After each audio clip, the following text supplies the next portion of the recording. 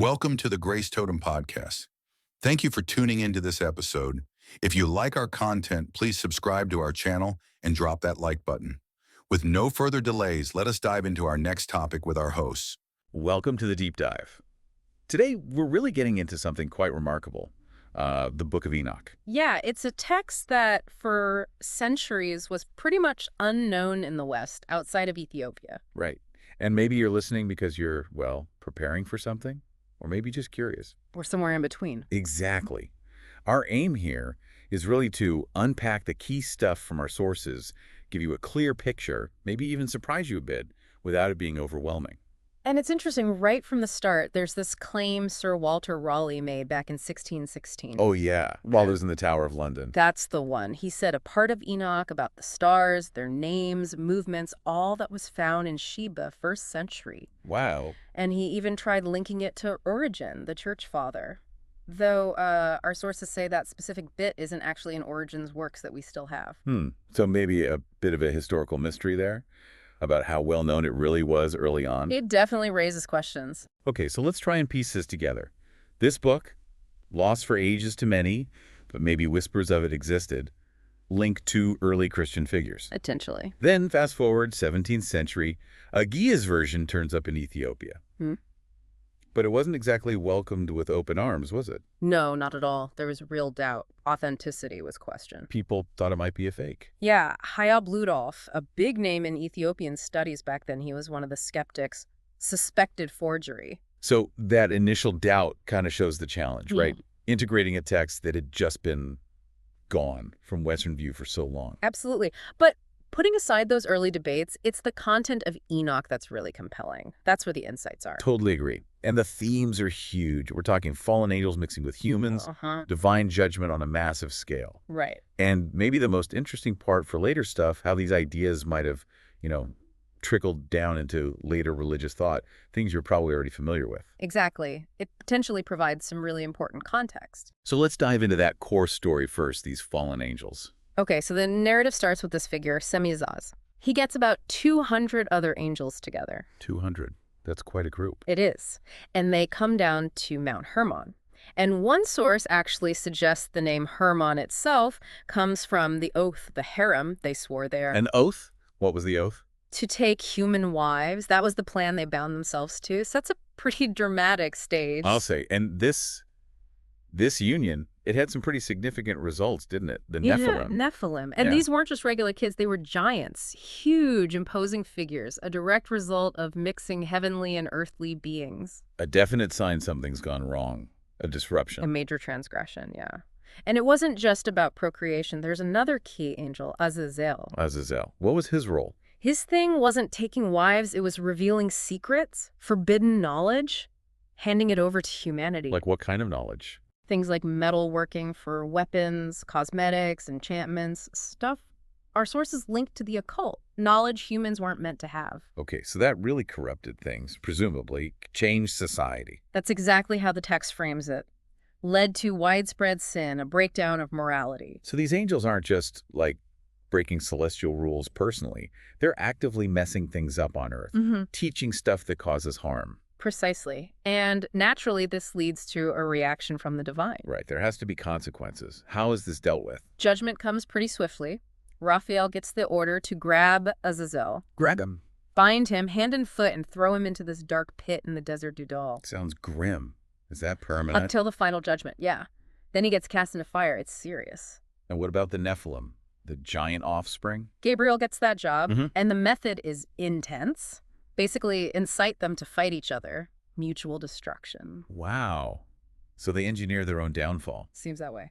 Okay, so Azazel is bound, the Nephilim destroy each other.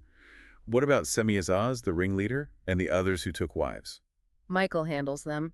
Semizaz and his followers are bound for 70 generations. 70 generations. Yeah, imprisoned in the Earth's valleys, waiting for that final judgment, the abyss of fire. So different punishments for different roles in the rebellion. Seems so. But the overall result, emphasized in the sources, is this total corruption of the earth, and it's pinned squarely on the teachings Azazel spread. Okay, got it. A really detailed story of rebellion and punishment. Now, this is where it gets really interesting for connecting the dots, right? How does this Enoch story link up with the Hebrew Bible? Yes, this is key to seeing why Enoch is so significant. It basically fleshes out a very short, kind of mysterious bit in Genesis 6. Genesis 6.1 to 4, the sons of God and the Nephilim. Exactly that passage. If you just read Genesis, it's almost cryptic. Sons of God, Nephilim. And then suddenly, boom, verse 5 says humanity is incredibly wicked. Yeah, it feels a bit abrupt. So, like, where did all that wickedness come from so fast? Right. Enoch provides a possible answer. It offers that backstory, that explanation. It suggests the angels' actions and the Nephilim were the cause of that surge in corruption mentioned in Genesis 6.5. So it fills in a narrative gap, giving a reason for the wickedness that leads to the flood story. Pretty much, yeah. It provides that connective tissue. But Enoch isn't just backstory, right? It uses allegory, too. Symbolism. Oh, absolutely. It's full of it. Sheep represent the Israelites. Okay. Other animals stand for other nations. Philistines are dogs. Ammonites and Moabites are foxes. Esau is symbolized by wild boars. So it's like a code. Kind of. It was a common way, especially in apocalyptic writing from that time, to talk about history and prophecy, maybe even critique powers without being too direct. You had to understand the symbols. Right, especially if you're living under foreign rule or something. So can you give some examples? How does it depict known history with these animals? Sure. So King David's rise, that's shown as a lamb growing into a ram. Makes sense. Solomon's temple, the tabernacle before it, they're described as this great broad house with a really high tower. Very grand. Okay. Then a major disaster, a Babylonian exile. That's portrayed as lions and tigers attacking the sheep, devouring them, destroying the tower and the house. Vivid imagery for such a traumatic event. Definitely. And then it continues, showing the return from exile under Cyrus, the rebuilding of the Second Temple, all through similar animal allegories. It's like their whole history interpreted through this symbolic lens. Does it go further into later periods? Yes, scholars see pretty clear references to the Maccabean revolt. Against the Greeks, the Seleucids? That's the one, 2nd century BCE. The text talks about horns growing on lambs, getting knocked down, then a big horn emerging. It matches up quite well with figures and events from that conflict, like Onias III, the high priest, Judas Maccabeus. Fascinating. So it's commenting on relatively recent history for its audience. Exactly. And some researchers even think the later parts might be hinting at the end times, maybe even Armageddon symbolically. Wow. So Enoch was clearly a big deal in Second Temple Judaism, shaping how they saw their past, present, future. It certainly seems that way. It was influential. Which brings us to the next big question. The New Testament. What about Jesus? The writers of the Gospels, the letters. Were they aware of Enoch, influenced by it? Well, the idea that Jesus himself knew Enoch, many scholars think that's quite likely. Even though he doesn't quote it directly in the Gospels. Right. The Gospels aim to record his teachings faithfully, and there are no direct quotes. But there are some striking parallels in themes and ideas. Like what? Okay, one source highlights Matthew 25.41. Jesus talks about the eternal fire prepared for the devil and his angels. That specific combination, the devil, his angels, and eternal fire as punishment, that particular grouping is pretty unique, and you find it very clearly in the Book of Enoch, too. That is a strong parallel. Suggests at least a shared pool of concepts at the time. It strongly suggests it, yeah. And it wasn't just maybe Jesus. The New Testament writers themselves definitely seem aware of Enoch. How so? Do they mention it? Well, Peter, in his second letter, and Jude, they either quote it directly or clearly allude to it in similar extra-biblical books. They use it to make their points. Okay, give me an example. Peter talks about angels that sinned and connects it to Noah's flood. That whole scenario maps very closely onto the Enoch story of the fallen watchers and the chaos they cause. Right, the Genesis 6 connection again. Exactly. And Jude, he goes even further. He actually quotes a prophecy he attributes to Enoch. Really? What does it say? Behold, the Lord comes with 10,000s of his holy ones to execute judgment on all. And it goes on about convicting the ungodly. It's a direct quote from a section of 1 Enoch. Wow. Okay, so they're not just vaguely aware, they're actively using Enoch's content to support their arguments. Seems very much like it. And one of our sources makes a great point about Genesis 6 again. Yeah. Today, a lot of interpretations try to explain away the sons of God bit, make it purely human, maybe powerful rulers or something. I've heard those interpretations. But back then, in antiquity, Influenced by texts like Enoch, everyone understood that passage as involving supernatural beings. That was central to how they read it. That's a huge difference in perspective. Yeah. We read it now, maybe trying to demythologize it, but they leaned into the supernatural element. That ancient understanding is crucial context. And some scholars even talk about an Enochian trajectory in Second Temple Judaism, meaning this whole stream of thought, heavily influenced by Enoch, provided a kind of framework. And within that framework, ideas about the Messiah developed that might seem unique later, like his pre-existence. Ah, the idea that the Messiah existed before his earthly life. Exactly. The concept of a pre-existent heavenly figure is there in Enochian literature. So it might have paved the way, conceptually, for similar beliefs about Jesus to develop within that Jewish context. That's profound. The idea that concepts we strongly associate with Christianity might have had these earlier roots, or at least parallels, in Jewish thought influenced by Enoch. Okay, let's shift gears slightly. Metatron, big figure in later Jewish mysticism. What's the connection to Enoch? Metatron's fascinating and complex. Now, his name doesn't actually show up in 1 Enoch, the main book we've been discussing. Oh, okay. Where does it appear? Explicitly. First in 3 Enoch, which is a later text, but the connection is hinted at much earlier, especially in 2 Enoch, which is another related but different book. So 2 Enoch links them. How? Well, 2 Enoch gives Enoch these really elevated titles after his ascent to heaven, titles that later become signatures of Metatron, like the Youth, the Prince of the Presence, the Prince of the World. So Enoch gets transformed, essentially, and takes on this new role and identity, which later gets named Metatron. That seems to be the developing tradition, yeah, almost like an apotheosis. How does the Talmud fit into this, the main rabbinic text? The Talmud mentions a figure called the Prince of the World, describes him as someone who was young, then became old, and that figure is very often identified with this Enoch Metatron figure. Interesting. Young, then old.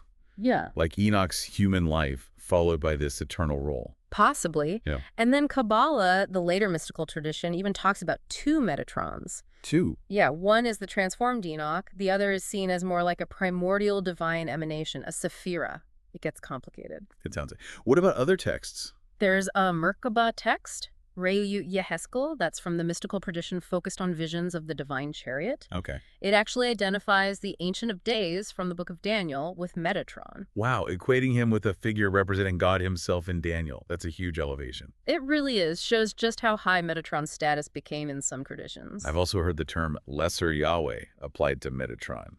And someone called Yahweh. Yes, that title, Lesser Yahweh, gets used for both Metatron and Yahweh in certain texts. It's a powerful, almost provocative title. Why?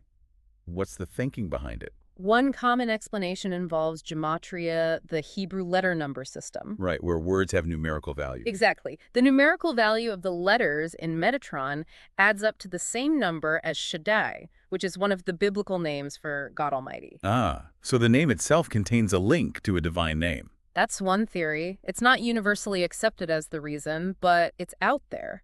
The fact that both Yahweh and Metatron get this title suggests a shared concept of a supreme angel incredibly close to God. Okay, but giving an angel a title like Lesser Yahweh, that sounds like it could cause some theological problems, couldn't it? Risking confusion with God himself. Absolutely. And Jewish tradition was very aware of that danger. How did they address it? There's a famous story in the Talmud. A heretic, a mine, suggests to Rabbi Idith that Metatron should be worshipped precisely because his name is like his master's name, citing that Gematria link. And what did the rabbi say? Rabbi Idith completely shuts it down.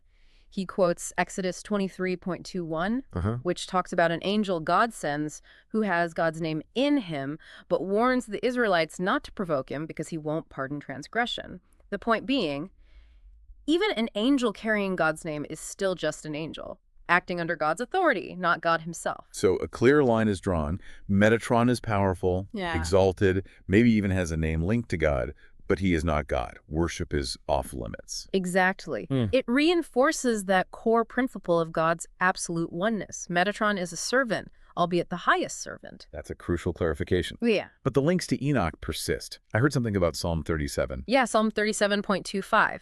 I have been young, and now am old, yet I have not seen the righteous forsaken.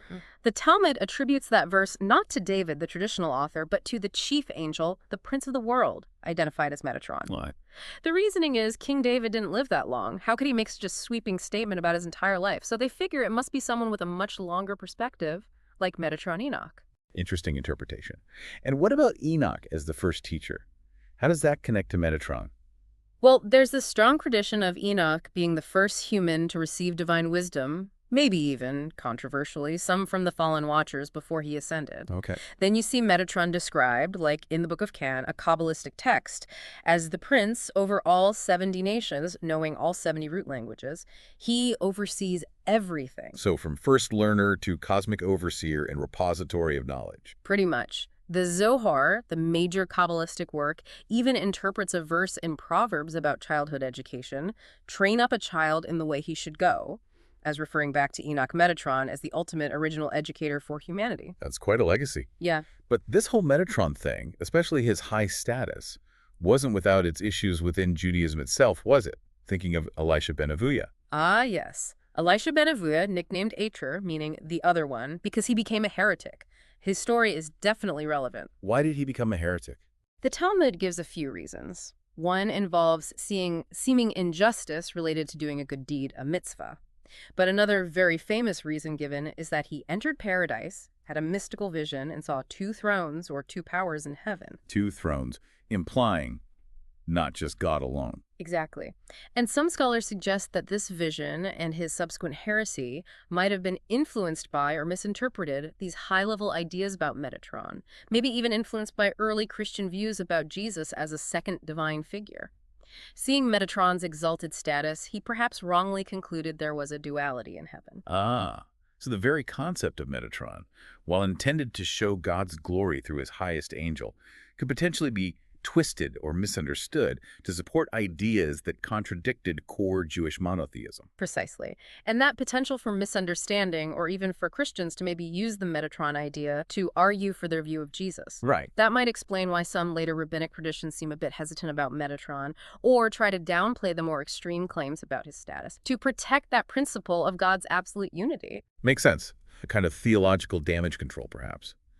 So, pulling all this together, this deep history, these complex links, why should the Book of Enoch matter to us today? It's not in most Bibles. Right, not canonical for most, but its value is immense for historical and theological context. It's absolutely vital for understanding the world of Second Temple Judaism. The world Jesus lived in. Exactly, the world early Christianity came out of.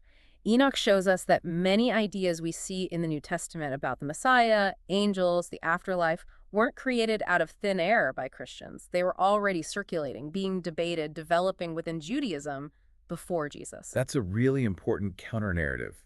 Sometimes you hear the argument that New Testament ideas were completely novel or borrowed from Greek philosophy, but Enoch shows deep Jewish roots for many of them. Precisely. Knowing about Enoch helps show that continuity. It helps demonstrate these concepts evolved within a Jewish framework. It wasn't all just invented by the early church. But, as one of our sources stressed, we have to be careful how we read Enoch, right? Absolutely critical. Read it in its context. Second Temple period. Understand its genre. Apocalyptic literature. Don't read it through, say, a modern New Age lens, or later mystical ideas that impose meanings the original authors never intended. Context is king. So it's about historical understanding, getting a clearer picture of the religious landscape back then. Knowing Enoch and other writings from that time helps us appreciate the biblical world more deeply. And it helps us evaluate later interpretations, too. We can see where ideas came from, how they developed, maybe spot inconsistencies if people try to use these ancient texts out of context. Exactly. It gives you a richer, more nuanced picture of how both Judaism and Christianity developed during that really crucial period around the turn of the eras. Couldn't agree more. Well, this has been incredibly illuminating. A real deep dive into Enoch, its journey, its impact on Jewish thought, those fascinating possible links to the New Testament. It's amazing how a text, once almost lost, can still teach us so much about the world that shaped early Christianity. Yeah, and what's really striking is how studying these non-canonical texts, like Enoch, keeps challenging us, enriching how we understand even the familiar stories. That is a perfect thought to end on. For you listening, think about that. How can exploring these texts, these lost contexts like the Book of Enoch, challenge or deepen your understanding of familiar beliefs? What else might be out there, waiting to shed new light? Definitely something worth exploring further. Thanks for joining us on The Deep Dive. And here wraps the episode of the Grace Totem podcast. If you've liked the content, please make sure you drop that like button. Stay tuned with us as we deep dive into the topics, unpacking and unraveling them by subscribing to our channel and clicking on the bell icon so that you get notified when we post new content. Thank you for listening to us. See you soon.